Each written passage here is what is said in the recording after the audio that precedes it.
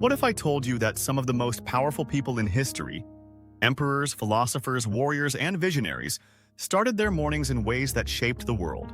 The way you begin your day can determine everything: your mood, your focus, and ultimately, your success. But instead of generic, wake up early and drink water advice, let's look at what history's greatest minds actually did. Their morning routines weren't just about efficiency, they were rituals of discipline, clarity, and purpose. Take Marcus Aurelius, the Roman emperor and Stoic philosopher. He ruled an empire, led armies, and still found time to reflect deeply on life. His mornings didn't start with checking messages or rushing into meetings. Instead, before he even got out of bed, he practiced something extraordinary: mental preparation. He would remind himself, "Today, I will meet people who are selfish, arrogant, and dishonest." Instead of being surprised by negativity, he prepared for it. This stoic mindset kept him calm and unshaken, no matter what the day threw at him. Imagine waking up every morning with that kind of control over your emotions. Now, let's step into the world of Benjamin Franklin, one of history's greatest polymaths. Franklin had an unusual but effective morning habit. He would ask himself a simple question: what good shall I do this day? This wasn't just a vague hope. He actually wrote it down in a small notebook. By setting a clear intention every morning, he ensured that his day had direction. But here's the best part. At the end of the day, he would ask himself, what good have I done today? This small act of self-reflection kept him focused, disciplined, and constantly improving. How often do we rush through our days without stopping to ask ourselves what really matters? And then there's Immanuel Kant, the philosopher who laid the foundation for modern ethics. Kant was obsessed with routine. He woke up at precisely 5 a.m. every day, no exceptions. Why? Because he believed that discipline was the key to deep thinking. He would drink a cup of tea, smoke a single pipe of tobacco, and then work for exactly 3 hours. But here's the interesting part. He took the same walk every single day, at the exact same time, so consistently that people in his town could set their clocks by him.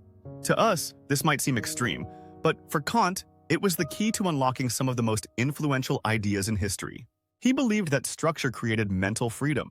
When you eliminate unnecessary decisions, your mind is free to focus on deeper thoughts. Now, let's shift to a completely different world: samurai Japan. The legendary swordsman Miyamoto Musashi lived by a strict morning discipline. His philosophy was simple: you must always train. He started each day by practicing his sword techniques and perfecting his form. To him, the first hours of the morning set the tone for everything that followed. But his training wasn't just physical, it was mental. Musashi believed in total self-reliance. He avoided unnecessary attachments and distractions, focusing only on mastery. In modern terms, his routine was the ultimate productivity hack. Eliminate everything unnecessary and dedicate yourself to your craft. We can't talk about morning routines without mentioning Nikola Tesla. Tesla's genius was not just in his inventions, but in the way he structured his life. His mornings were surprisingly simple. He believed in starting the day with deep thought, often skipping breakfast to preserve mental clarity. He had an unusual belief that thinking was more powerful than doing. He would visualize entire machines in his mind before ever drawing them. His routine teaches us an important lesson. Sometimes, the most productive thing you can do in the morning is to sit in silence and think. And then there's the Prophet Muhammad, whose morning routine was deeply spiritual but also incredibly practical.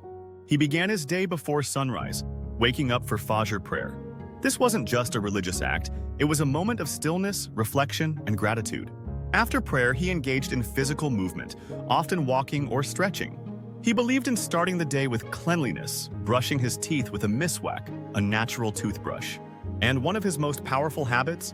Beginning the day with charity, whether through kind words, small acts of generosity, or simply greeting people with warmth. His mornings weren't just about personal growth, they were about contributing to the world. So, what do all these historical routines teach us? That the most powerful mornings aren't about checking emails or rushing to work. They are about clarity, purpose, and discipline. Some started with deep thought, some with movement, and some with prayer. But the key is this: your morning isn't just the start of another day. It's the foundation of everything that follows. The question is, how will you start yours?